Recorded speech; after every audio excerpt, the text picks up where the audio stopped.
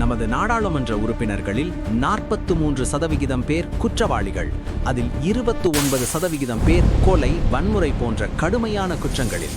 ஆனாலும் அவர்கள் தேர்தல்களில் வெற்றி பெறுகிறார்களே. ஏன் இந்தியா குற்றவாளிகளுக்கு அரசியலில் வாய்ப்பு தருகிறது? நமது நாடாளுமன்ற உறுப்பினர்களில் 43% பேருக்கு குற்ற வழக்குகள் உள்ளன. அதில் 29% பேர் கொலை, பாலியல் வன்கொடுமை, கடத்தல், மிரட்டல் போன்ற கடுமையான குற்றச்சாட்டுகளுக்கு உள்ளாகியவர்கள். இது எம்பிக்கள் மட்டுமல்ல, எம்எல்ஏக்களும் இதில் அடங்குகிறார்கள். 2021 தமிழ்நாடு சட்டமன்ற தேர்தல் குற்ற பின்னணி சதவீதம். போட்டியிட்ட வேட்பாளர்கள் மொத்தம் சுமார் 13% பேருக்கு குற்ற வழக்குகள் இருந்தன. சுமார் 6% பேருக்கு கடுமையான சீரியஸ் குற்ற வழக்குகள். ஜெயித்த எம்எல்ஏக்கள் சுமார் 60% எம்எல்ஏக்களுக்கு குற்ற வழக்குகள். சுமார் 21% எம்எல்ஏக்களுக்கு கடுமையான குற்ற வழக்குகள். முக்கியமான உண்மை, போட்டியிட்டவர்களில் குற்றவாளிகள் குறைவு, ஆனால் ஜெயித்தவர்களில் அதிகம். அதனால்தான் இவை வெறும் குற்றச்சாட்டு அல்லது எஃப்ஐஆர் மட்டுமல்ல, உச்சநீதிமன்றத்தில் குற்றச்சாட்டுகள் பதிவு செய்யப்பட்டவை. அதாவது போலீஸ் விசாரணை முடிந்துள்ளது, சாட்சிகள் உள்ளன, ஆதாரங்கள் உறுதிப்படுத்தப்பட்டுள்ளன. இந்த பிரச்சனை உண்மையில் மிகவும் எளிதானது. அரசியல் கட்சிகள் குற்றவாளிகளுக்கு சீட்டு கொடுக்கக்கூடாது, மக்கள் குற்றவாளிகளுக்கு வாக்களிக்கக்கூடாது. ஆனால் இந்த சிறிய பிரச்சனைக்கு தீர்வு காண 1999 முதல் போராட்டம் நடந்து கொண்டிருக்கிறது. இன்னும் தீர்வில்லை. 1999இல் association for democratic reforms ADR அமைப்பு குற்றவாளிகள் அரசியலில் இருப்பதற்கு எதிராக டெல்லி உயர்நீதிமன்றத்தில் PIL தாக்கல் செய்தது. உயர்நீதிமன்றமும் அதை ஏற்றுக்கொண்டது. அந்த நேரத்திலேயே இந்த விஷயம் முடிந்திருக்க வேண்டும். ஆனால் மக்கள் தேர்ந்தெடுத்த அரசியல்வாதிகள் ஒன்றாக சேர்ந்து உச்சநீதிமன்றத்தில் மேல்முறையீடு செய்தனர். அவர்களின் மனு உச்சநீதிமன்றத்திலும் நிராகரிக்கப்பட்ட பின் நாம் இதுவரை காணாத ஒன்றை பார்த்தோம். அனைத்து அரசியல் கட்சிகளும் ஒன்றாக இணைந்தன. நாட்டின் பாதுகாப்பு விஷயங்களில் உரி தாக்குதல், பாலக்கோட் தாக்குதல் போன்ற நேரங்களில் கூட இந்த கட்சிகள் ஒன்றிணையவில்லை. ஆனால் குற்றவாளிகளை அரசியலிலிருந்து நீக்குவது என்ற விஷயத்தில் அனைத்து கட்சிகளும் ஒன்றாகிவிட்டன. அதன் பிறகு அனைத்தும் அங்கேயே நின்றுவிட்டது. இந்திய சட்டப்படி இறுதி தீர்ப்பு வரும் வரை ஒருவர் குற்றமற்றவர் என்ற ஒரு விதியை பலர் தவறாக பயன்படுத்துகிறார்கள். IAS PCS தேர்வுக்கு தயாராகும் ஒருவருக்கு குற்றம் இருந்தாலே அவருக்கு வேலை வாய்ப்பு கிடையாது. ஒரு கிளர்க்கு வேலைக்கு கூட அவர் தகுதி இழப்பார்.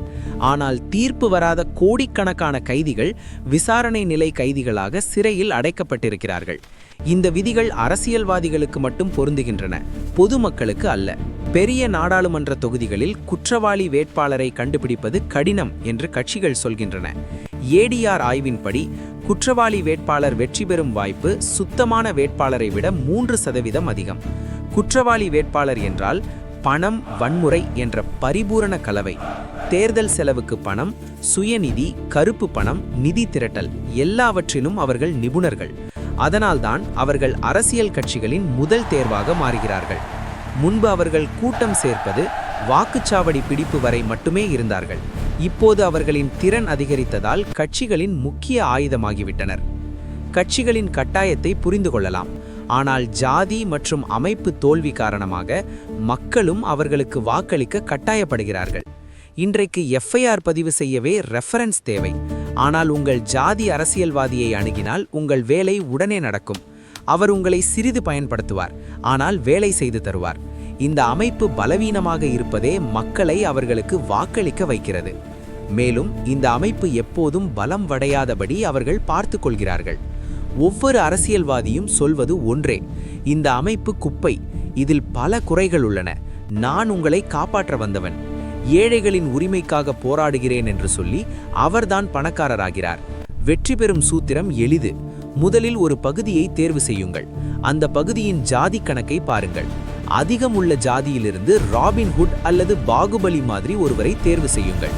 அமைப்பு செய்ய முடியாத வேலைகளை நீங்கள் செய்து கொடுங்கள். மக்கள் உங்களுக்கு வாக்களிப்பார்கள்.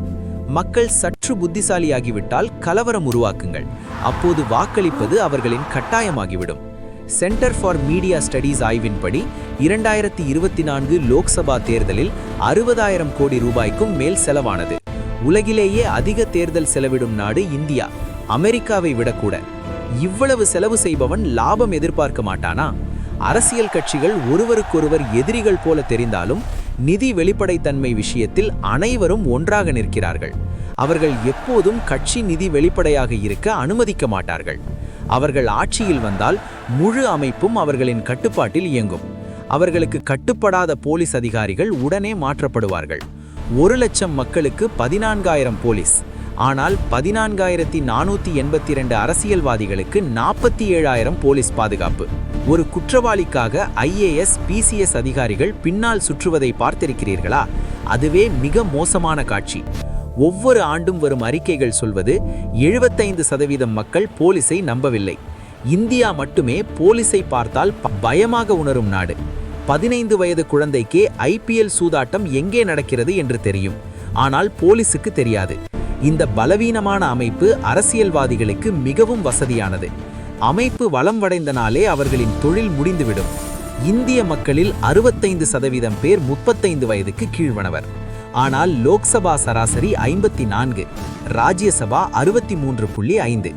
ஒரு 2 விதிவிலக்குகளை தவிர சாதாரண மனிதனுக்கு அரசியலில் நுழைய வழியே இல்லை. டாப் 10 யங் பொலிட்டீஷியன்ஸ் என்று கூகுளில் தேடினால் அரசியல் பின்னணி இல்லாத ஒருவரின் பெயரும் வராது. சுதந்திரத்திற்கு பிறகு 0.5% அரசியல்வாதிகள் கூட தங்கள் குழந்தைகளை இராணுவத்தில் சேர்த்ததில்லை. நாம் அறிக்கைகளில் எதையும் கோருவதில்லை.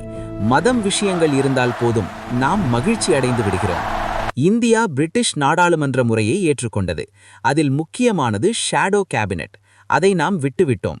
இதில் என்ன நடக்கும் என்றால், ஆளும் கட்சியின் ஒவ்வொரு அமைச்சருக்கும் எதிர்க்கட்சியில் ஒருவரை நியமிப்பார்கள். அவர் ஆளும் அமைச்சரின் செயல்களை மக்களுக்கு வெளிப்படுத்துவார். இதனால் எந்த அமைச்சர் தவறு செய்கிறார் என்று மக்களுக்கு தெரியும். இப்படி பல கருத்துக்களை நாம் அறிக்கைகளில் கேட்க வேண்டும். ஆனால் நாம் கோவில் மசூதி விஷயங்களில்தான் சண்டை போடுகிறோம். எல்லாவற்றையும் ஒரே நாளில் சரி செய்ய முடியாது. ஆனால் ஒரு விஷயம் நம் கையில் உள்ளது: குற்றவாளிக்கு வாக்களிக்காமல் இருப்பது. அனைவரும் குற்றவாளிகள் அல்ல. யார் குற்றவாளி என்றால் அவருக்கு வாக்கே அளிக்கக்கூடாது. அவர் நம் பிடித்த கட்சியில் இருந்தாலும் நம் ஜாதியில் இருந்தாலும் வாக்களிக்க கூடாது. இதை ஒரு 2 தேர்தலில் செய்தாலே அவர்களுக்கு சீட்டு கிடைப்பது நிற்கும்.